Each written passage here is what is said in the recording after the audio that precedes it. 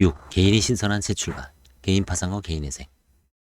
부자는 가난한 자를 주관하고 빚진 자는 체주의 종이 됐느니라. 잠언. 개인 채무자의 노예화. 사회학적으로 법인은 어떤 방식으로든 특정 개인에게 지배되지만 법인이라는 의지에 의하여 법인은 그 지배자나 그 밖의 구성원으로부터 독립된 실체로 관념된다. 법인 자신이 재산에 대하여만 채권자는 권리를 행사할 수 있으며 사주, 대주주, 사원 어느 명칭으로 불리든 개인에 대하여는 채권자의 권능이 미치지 않는다. 따라서 채권자가 지급받지 못한 채권을 영구히 추급한다고 하더라도 헛손질에 그칠 뿐이다. 그것은 채무자인 법인에 대하여 파산 절차나 회생 절차가 개시되어 종결되든 도중에 폐지되든 마찬가지다.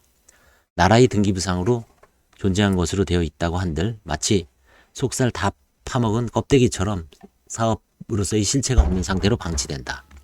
현실적으로 회수 가능성은 없어진다. 따라서 공정타당한 회계 원칙에서는 채권의 가치가 전부 손상된 것으로 인식할 것을 요구한다. 그러나 법적으로 이러한 채권을 인식하고 계속 행사하는 것도 헛손질이고 그렇다고 채권의 행사를 금지하는 것도 헛손질을 금지하는 것과 마찬가지인 헛손질이다.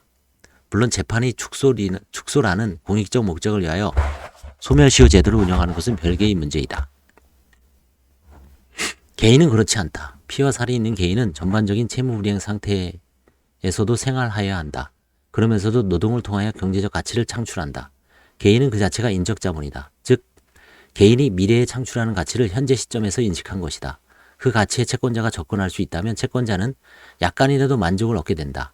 개인이 현재 가진 재산뿐만 아니라 장래 벌어들이는 소득으로 채무를 이행하도록 채권자는 강제할 수 있다. 인적 자본에 대한 고대의 채권 행사는 더욱 직접적이었다. 채권자들에게 채무자의 신체를 마음대로 처분할 수 있게 하였다. 로마의 12표법은 채무자를 죽이거나 노예로 팔아 나누어 가졌다는 것이다. 역사시대 이전에 여러 문명에 식인이 풍습이 있었다고 하지만 고전 그리스 로마 시대에 죽은 자가 남긴 육신의 조각이 효용이 있을 리는 없고 실제로 시행되었는지도 의문이지만 채무자와 그가 가까운 자들에 대한 최고의 경고의 역할이겠다.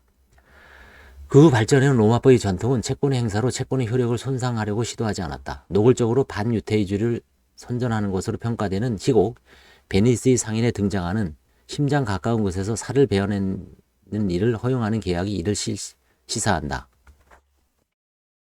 그렇지만 다른 한편 근대 초기에는 약속을 강제하는 채권자의 권능도 살인을 금지하는 도덕적 규범에 의하여 제한을 받는다는 것, 공공의 질서가 성립되기 시작하였다는 것도 엿볼 수 있다. 노예제도는 사람에 대하여 소유권이 행사되는 상태이다. 문명권과 나라에 따라 다르지만 비교적 오랜 기간 지속되어 왔다. 고대에는 전쟁으로 노예가 된 사례가 많았겠지만 지금까지 지속된 노예제도의 원천은 채무노예, 즉 채권자가 채무자를 노예로 팔거나 채무자 자신이 스스로 채권자가 되어 채권자가 노예가 되는 관행이었다. 대부분의 문명권에서 중세를 거쳐 근대 그리고 산업혁명 이후 세계화를 이루면서 대부분의 나라에서 노예제도는 금지되었다. 또 세계인권선언 4조는 노예제도의 금지를 인류 공통의 규범으로 선언한다. 물론 이런 규범이 있다는 것은 채무노예의 인습이 근절되지 않았다는 것을 의미한다.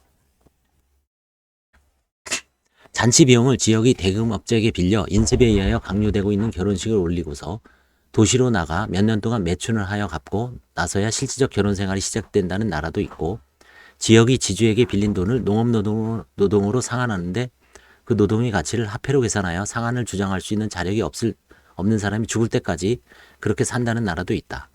사실 우리나라도 노비제도가 끈질기게 지속된 사회다. 고려시대 후기 몽골은 몇 차례 노비제도를 개혁하려고 시도하였다가 고려의 옛 습속을 보존하라고 하였다는 쿠빌라이의 약속을 들먹이며 고려 지배계층이 강하게 반발하여 실패하였다고 하며 조선 후기에도 왕실 주도의 노비제 개혁은 실패하다가 동학혁명의 의제가 되고 일본의 침략과 함께 실시된 갑오개혁에 의하여 법적으로 금지되지만 그 이후인 광무연관에도 자신과 가족을 노비로 판다는 자매문기가 작성된 것이 박물관에 남아있는 것을 보면 아무리 나쁜 것이라 하더라도 수천 년의 전통을 버리기는 쉽지 않은 것이리라. 그것은 이 제도에 의하여 이익을 보는 사람들이 권력을 쥐고 있었다는 것을 의미한다. 서유럽의 법제를 수용한 이후 노비 문서는 사라졌다고 하지만 풍속업 종사자들 사이에 마이킹, 일본어의 마에낀, 전금을 의미하는 듯하다. 마이킹이라고 불렸던 선금을 젊은 여성에게 고리대금으로 주어 단기간에 사용하게 하고 그것을 업소에서 일하게 하면서 일수로 갚도록 착취하며 다른 업자로부터 선금을 빌려 빚을 갚도록 하게 하는 단계에 이르면 일상적인 폭력력과 상관없이 이것은 채무노예, 성노예인 것이다.